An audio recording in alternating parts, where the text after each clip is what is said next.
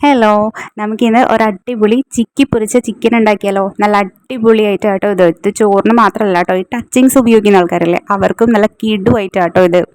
അതിനായിട്ട് ഞാനിവിടെ ഒരു 4-5 പീസ് ചിക്കൻ എടുത്ത് വെച്ചിട്ടുണ്ടായിരുന്നു. അത് വേവിച്ചെടുത്തിട്ടുണ്ട്. ഉപ്പ്, മഞ്ഞൾപ്പൊടി, കുരുമുളക് പൊടിയും പെരിഞ്ചീരകവും കൂടി പൊടിച്ചത്, ഇത്രയും സാധനങ്ങൾ വെച്ചിട്ട് വേവിച്ചെടുത്ത് വെച്ചിട്ടുണ്ട് ചിക്കൻ കേട്ടോ അത്. എന്നിട്ട് അത് പിച്ചി പിച്ചി എടുത്തിട്ടുണ്ട്. ഇനി ഒരു പാൻ വെച്ചിട്ട് അതിലേക്ക് എണ്ണ ഒഴിച്ചു കൊടുക്കുക. ഏതെണ്ണയായാലും, വെളിച്ചെണ്ണയോ സൺഫ്ലവർ ഓയിലോ ഏതായാലും. ഞാനിവിടെ തവിടെണ്ണയാട്ടോ എടുത്തിരിക്കുന്നത്.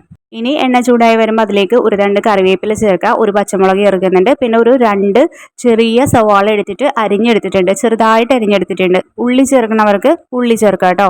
എന്നെപ്പോലത്തെ മടിച്ചുകളാണെങ്കിൽ സവാള ചേർക്കുക, അല്ലെങ്കിൽ ഒരു 10-15ഓളം ഉള്ളി എടുത്തിട്ട് ഇതുപോലെ അരിഞ്ഞ് ചേർക്കുക കേട്ടോ.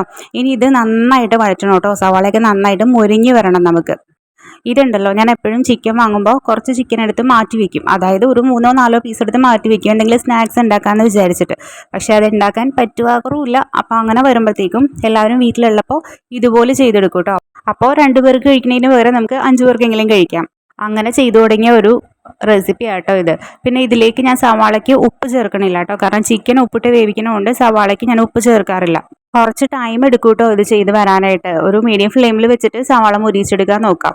ഇതാ ഒരു 3/4 വേവ് ആകുമ്പോഴത്തേക്ക് നമുക്ക് ഇതിനകത്തോട്ട് മഞ്ഞൾപ്പൊടി ചേർക്കുക. ഒരു 1/4 ടീസ്പൂൺ മഞ്ഞൾപ്പൊടി ചേർത്താൽ മതി കേട്ടോ. പിന്നെ ചേർക്കുന്നത് കുരുമുളകും പെരിഞ്ചീരകവും കൂടി പൊടിച്ച പൊടിയാണ്, അത് ഒരു ടീസ്പൂൺ ചേർക്കുന്നുണ്ട്. അതുപോലൊരു മെയിൻ ആയിട്ടാണ് ഈ ചതച്ച മുളക്, ക്രഷ്ഡ് ചില്ലി. ഈ സാധനം ആട്ടോ മെയിനായിട്ട് നമുക്ക് ഇതിനകത്ത് ചേർക്കേണ്ടത്. മുളക് പൊടി ചേർക്കുകയും ചെയ്യരുത്.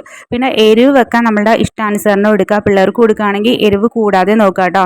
ഈ പൊടികൾ ചേർത്തിട്ട് വീണ്ടും 1 മിനിറ്റ് ഞാൻ മീഡിയം ഫ്ലെയിമിൽ വെച്ച് മിക്സ് ചെയ്ത് കൊടുക്കുന്നുണ്ട്, പൊടികളുടെ പച്ചമണം മാറണമല്ലോ.